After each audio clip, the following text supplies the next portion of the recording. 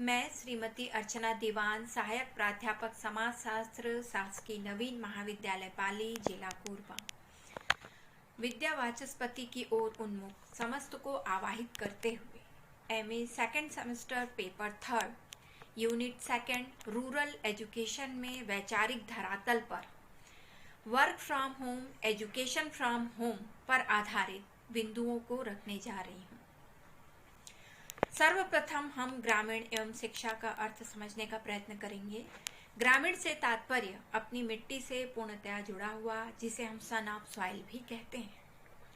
अनौपचारिकता, आत्मीय संबंध, पारस्परिकता, गोबर की गंध, छोटी छोटी गलियां, छेने की थापी, लघु उद्योग, कृषि पर निर्भर लघु समुदाय, सामान्य जीवन क्रम, प्रकृति से निकटता, पशुपालन इत्यादि।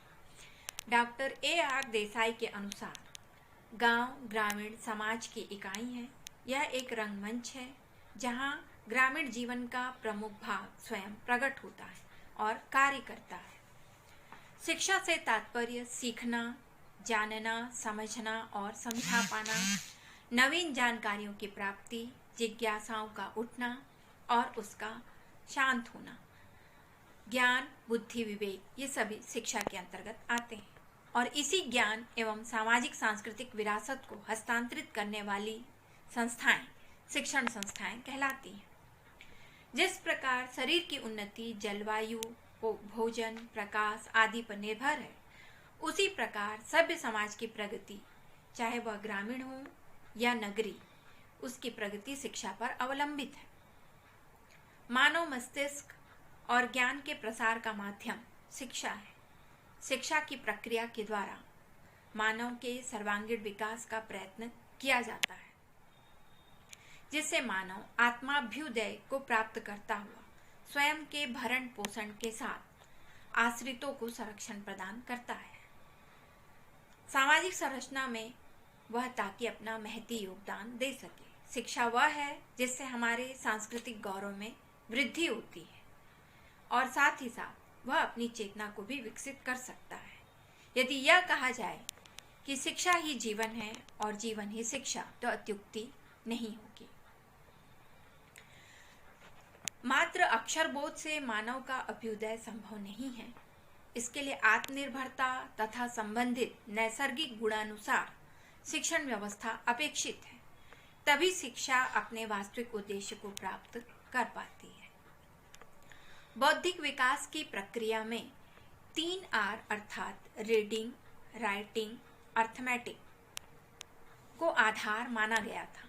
वर्तमान शिक्षा प्रणाली में 4 H अर्थात हेड, हैंड, हार्ट और हेल्थ को विशेष महत्व दिया जा रहा है और इसी से जोड़ते हुए ग्रामीण शिक्षा पर विशेष बल दिया गया है, जो मानसिक एवं कार्यानुभव की पद्धति को समाविष्टित करते हुए आगे बढ़ाया जा रहा है। हम ग्रामीण शिक्षा पर सैद्धांतिक परिदृश्य पर आएं, इसके पूर्व यह उल्लेख अत्यावश्यक होगा कि उपनिषदों, पुराणों एवं रामायण में व रामचरितमानस में उल्लिखित विभिन्न संदर्भ इस बात के द्योतक हैं कि ग्राम्यगत शिक्षा के उपरांत ही उच्च शिक्षा, जो शस्त्र एवं शास्त्र व विज्ञान वर्धक भागों में विभक्त थी, पूर्ण हो पाती थी। उदाहरण के तौर पर श्री रामचंद्र जी नगर से ग्राम एवं वन में स्थित गुरुकुल से अपनी शिक्षा पूर्ण कर शिक्षा के सर्वोत्तम अंश को उन्होंने प्राप्त किया। यह इस बात का या इस तथ्य को पर्याप्त बल देता है कि हमारे लिए ग्रामीण शिक्षा की आवश्यकता कितनी अधिक है। भारत को महान बनाना है, ये सभी लोग कहते हैं, लेकिन भारत क्या है, यह समझने के लिए ग्रामों का देश भारत को समझना अनिवार्य होगा। समस्याओं के समाधान एवं सामाजिक सुधार की राह में ग्रामीण शिक्षा मील का पत्थर साबित होती है। भारत की आत्मा ग्राम्य जनजीवन का साक्षात्कार करना अनिवार्य है। भारत की गौरवशाली अतीत इस बात की साक्षी रही है कि प्राचीन काल में शिक्षा का उद्देश्य, जो ग्राम विशेषताओं पर आधारित था, मानव को कष्ट सहन करने का सामर्थ्य सिखाता था एवं बौद्धिक बल से विवेक उत्पन्न करना भी वह बताना उसका उद्देश्य होता था, लेकिन भौतिकवादी दृष्टिकोण ने शिक्षा के इन दोनों उद्देश्यों को परिवर्तित कर दिया है। पाश्चात्य जीवन दर्शन ने शैक्षणिक पद्धति को परिवर्तित कर शिक्षा का नगरीकरण कर दिया है। नित्य नवीन शिक्षण संस्थाएं खोली जा रही हैं और उत्तमता का ग्राफ आज भी ऊंचा नहीं उठ पा रहा है और शिक्षा का उद्देश्य केवल अर्थोपार्जन करना हो गया है। अतः इस सीमित और संकुचित उद्देश्य को परिवर्तन करने की आवश्यकता है। हम शिक्षा को देखते हैं तो यह असीमित आकाश की तरह है। हमें उसी असीमित आकाश की तरह उद्देश्यों को भी प्राप्त करना है, इसलिए ग्रामीण शिक्षा का महत्व अधिक हो जाता है। आज हमारे यहाँ महानगरों की संख्या में लगातार वृद्धि हो रही है, उसके बाद भी भारत की ज्यादातर आबादी गांव में निवास करती है। इसलिए भारत में ग्रामीण शिक्षा का विषय अत्यंत महत्वपूर्ण हो जाता है। शिक्षा की वार्षिक स्थिति पर रिपोर्ट नामक सर्वे से पता चलता है कि भले ही ग्रामीण क्षेत्रों में स्कूलों की संख्या बढ़ गई है, किंतु बच्चों के स्कूल जाने की संख्या उस तेजी से नहीं बढ़ पा रही है और उनमें से आधे से अधिक बच्चे तो आज भी अच्छे पुस्तक पढ़ने में अपनी असमर्थता व्यक्त करते हैं। शिक्षा की उत्तमता और उसकी पहुंच भी ग्रामीण स्कूलों की चिंता का प्रमुख विषय है। वहीं शिक्षकों की कम प्रतिबद्धता, पाठ्य शिक्षण सामग्री का अभाव भी देखा जाता है। निर्धनता भी ग्रामीण शिक्षा में एक बाधा है। इसके अतिरिक्त ज्यादातर पाठ्य पुस्तकें अंग्रेजी में होने के कारण सारा लक्ष्य धरा का धरा रह जाता है। ग्रामीण क्षेत्रों के लिए पाठ्य पुस्तकें उनकी संस्कृति, परंपरा और मूल्यों से जुड़ी होनी चाहिए ताकि पढ़ाई के प्रति रुचि पैदा हो सके। शासकीय स्कूलों की स्थिति में सुधार होनी चाहिए। स्वच्छता व बागवानी जैसे विषय शामिल किए जाने चाहिए और उन पर कार्य भी होना चाहिए। शिक्षा द्वारा ही नई पीढ़ी का समाजीकरण होता है। शिक्षा और संस्कृति पारस्परिकता के साथ स्कूली पाठ्यक्रम में समायोजित करने की आवश्यकता है। नैतिक, भौतिक, बौद्धिक दशाओं की जागृति एवं विकास ही शिक्षा है और संपूर्ण समाज के लिए यह अत्यावश्यक है। 1948 में डॉक्टर राधाकृष्णन की अध्यक्षता में आयोग का गठन किया गया, जिसे ग्रामीण क्षेत्रों में शिक्षा के विकास के लिए सुझाव देने का दायित्व सौंपा गया था। 1956 में ग्रामीण उच्च शिक्षा विकास के लिए नए कार्यक्रम तैयार किए गए, जिसका उद्देश्य ग्रामीण समुदाय की सेवा व ग्रामीण शिक्षा में उच्चता के मापदंड पूरे किए जाने का था। राष्ट्रीय ग्रामीण उच्चतर शिक्षा परिषद केंद्रीय शासन को ग्रामीण क्षेत्रों में उच्च शिक्षा के विकासार्थ सलाह देने का कार्य करती है। स्वतंत्रता प्राप्ति के पश्चात परंपरागत शिक्षा प्रणाली के दोषों को दूर करने के लिए नींवगत शिक्षा, शिक्षा का माध्यम मातृभाषा और कला कौशल से जोड़ते हुए आगे बढ़ाने का यत्न किया गया और निःशुल्क शिक्षा को प्रधानता दी गई। इस समय देश में 12 ग्रामीण संस्थाएं कार्यरत हैं। आर्थिक, राजनैतिक, सामाजिक, नैतिक, सांस्कृतिक व विविध कारण के निदान एवं व्यवहारिक दृष्टिकोण के लिए शिक्षा ही एकमात्र व्योम पटल है। बुनियादी शिक्षा के साथ साथ प्रौढ़ शिक्षा पर भी विशेष बल दिया गया। 1988 में राष्ट्रीय साक्षरता मिशन का आरंभ किया गया, जिसमें लिखने पढ़ने के अलावा नागरिक शास्त्र का ज्ञान, स्वास्थ्यगत जानकारी, पर्यावरण संरक्षण, राष्ट्रीय सेवा योजना का विस्तार आदि है। भारत में अशिक्षा के विभिन्न कारण दृष्टिगत होते हैं, जिसमें प्रमुख कारण है अंग्रेजों का शासन, अर्थात गुलाम बनाए रखने के लिए जनमानस को शिक्षा से दूर रखने का भरपूर प्रयास किया गया।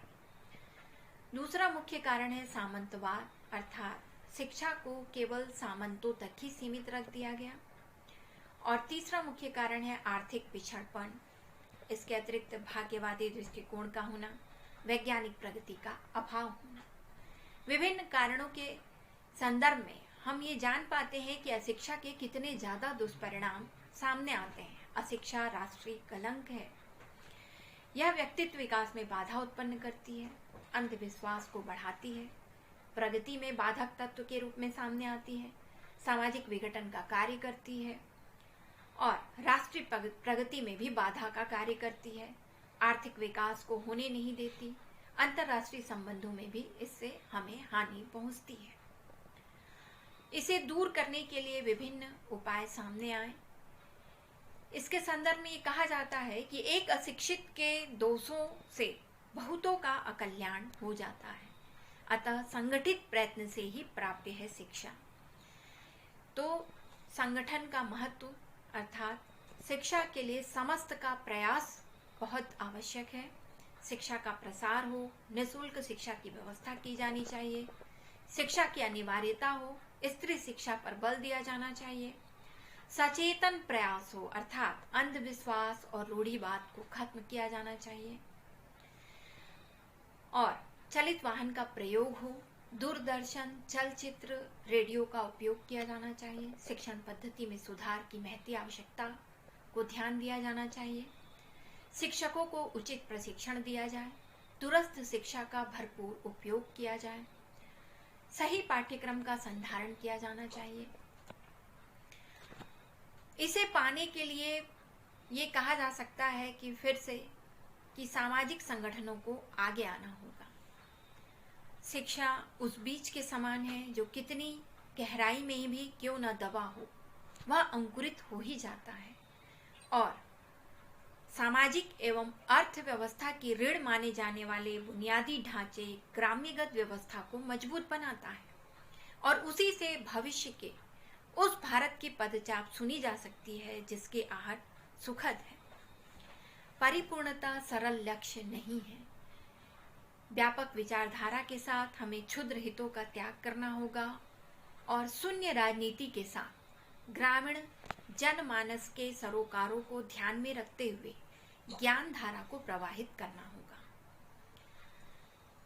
मेरे द्वारा इस वीडियो आख्यान में विभिन्न सूचनाएं विभिन्न पाठ्य पुस्तकों से ली गई हैं, जिसकी जानकारी इस प्रकार है। ग्रामीण समाजशास्त्र, पृष्ठ संख्या 232, डॉक्टर संजीव महाजन। भारत में ग्रामीण समाजशास्त्र, डॉक्टर DS बघेल। समाजशास्त्र, प्रोफेसर गुप्ता एवं शर्मा, पृष्ठ संख्या 41। भारत में समाज, डॉक्टर धर्मवीर महाजन, डॉक्टर कमलेश महाजन, पृष्ठ संख्या 65। ग्रामीण समाजशास्त्र, डॉक्टर अमित अग्रवाल। इसके अतिरिक्त पत्रिकाओं में योजना, आहा जिंदगी, कादम्बिनी और समाचार पत्रों में नई दुनिया, दैनिक भास्कर पत्रिका का सहयोग लिया गया है। साथ ही साथ डॉक्टर अर्चना शुक्ला का भी मैं आभार व्यक्त करना चाहूँगी। धन्यवाद।